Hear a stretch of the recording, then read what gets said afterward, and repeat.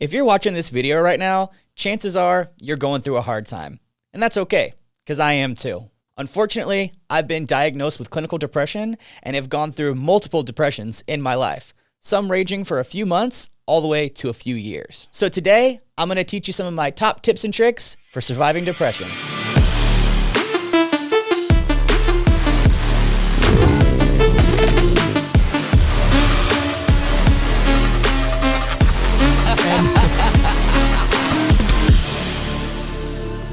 As a kid, I had my ups and downs, but it wasn't until I was in my 20s when I had a spinal cord injury and became paralyzed did it all come crashing down. This wasn't just being sad for a little bit. My entire future was taken from me. I felt so lost, so confused. I became addicted to drugs, overweight, and even tried to kill myself.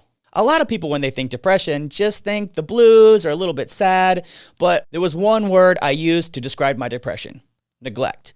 I neglected everything. I neglected my health. I neglected my responsibilities. I neglected my relationships, everything. I was living in a house full of filth. I wouldn't even change the sheets. If I had an accident on the bed, I would just leave it. If I had trash, I would just throw it in the corner of the room. I didn't clean my cat box for over a year. It was horrible. It's not necessarily a lack of discipline or self-control. It's literally a flaw in chemistry, not a flaw in character. But you have to be careful with yourself and remember it's not your fault. However, it is your responsibility to get better. A lot of people will give a lot of different advice, but I've narrowed this down to my 5 top tips that you can use to survive depression. All right, and jumping into the first one.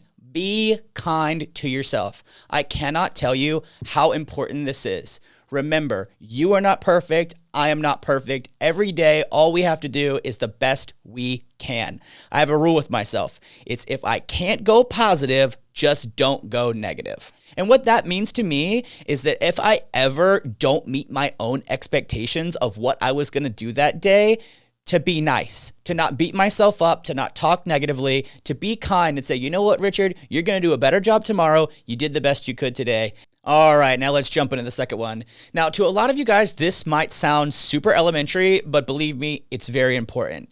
Make your bed. And make your bed even if you're just going to lay back down in it. You can do that. You're allowed to get back in bed. But when you make your bed after you wake up, it kind of tells your body like, hey, we're resetting for the day. We're making everything straight. We're getting tidy. Creates momentum. There's something special about waking up in the morning and going through the ritual of making your bed to push you towards the next thing you want to accomplish. All right, let's jump into the third one. Shower every day. Now, do you have to shower exactly when you wake up? No, but what I like the most about showers is it feels like a complete reset. It's not necessarily just to get clean, although getting clean is a bonus, but getting that warm water running down your head and your neck and your back, drying yourself off and getting nice and squeaky clean, putting on some fresh clothes really feels good. Even right now, that's something that I do every day to improve my mood. There's been a couple of times this week where I've just been feeling absolutely trash and wanting to give up and quit because it's just difficult for me right now. Like things are hard and, I am learning to adapt and adjust and, getting these things, these little things mean a lot to me. And, whenever I'm just like in a bad mood, I'll just hop in the shower and reset and I start the day all over, even if it's 2 p.m. Number 4, not gonna lie, is a tough one. And this is not something that I was able to do overnight. Sweat every day.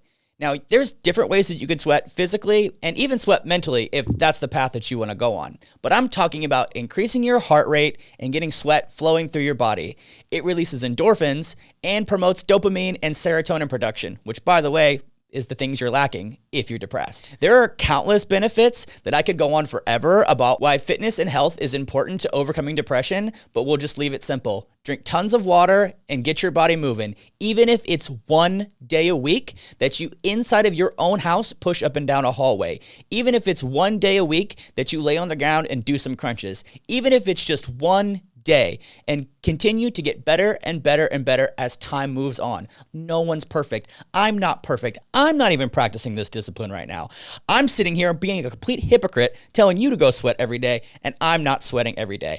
I know I can do better, but I tell you what I'm going to do. I'm going to be kind to myself and say, you know what, Richard, you're going to do better tomorrow. And when I do better tomorrow, after I'm done working out, I'm going to smile in the mirror and pat myself on the back and say, good job. I know that sounds silly, but I am completely serious when I say it works. Pat yourself on the back. Good job, Richard. Proud of you. All right, jumping into the last one. Talk to at least one person every day. Now, I know this can be difficult because a lot of us, when we are going through depression, we like to hide. I know I do. I like to just lay in my bed underneath my covers. I like to ignore my phone, no texts, nothing. I just like to be alone. But if you can find at least one person who's a good friend of yours who will sit and listen and talk to you, see if you can find a way to get in contact with them. In person, I found is always best because it kind of forces you to, get a shower and put on nice clothes and get your hair done and get out of the house. If you're unable to do that, then you can always use any type of video chat service or even just talking on the phone.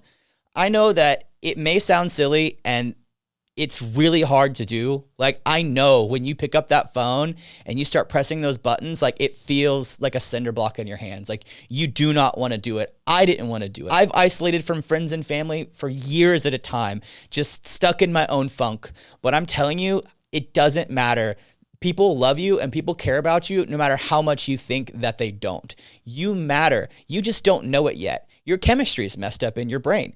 But hopefully, if you follow these 5 steps and you continue to practice them every day while continuing to be nice to yourself, and I mean that, be kind to yourself, you can survive this and even overcome it. You might be looking at me right now and thinking to yourself, ugh, what does this guy know about depression? Look at him. He looks fine. He's on YouTube. I've seen his other videos. He's having a blast. And that's true. But I have been in deep, dark places. I've been in horrible, awful places. And maybe I've been in worse places than you're in right now.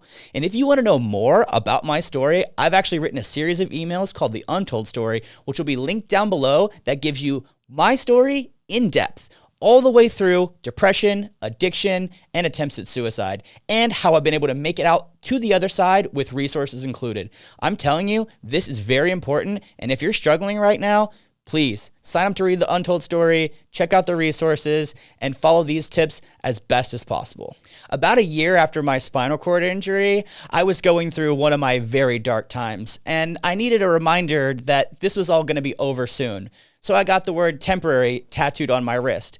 Over the years, this has served me over and over and over again as a reminder that the things I'm going through are temporary. This tattoo is so important to me, it actually inspired me to create my very own merch line, the Temporary Collection, which is centered around the mindset that everything is temporary. These are my tips and tricks based on my life experience, and that doesn't mean they're gonna work for everyone.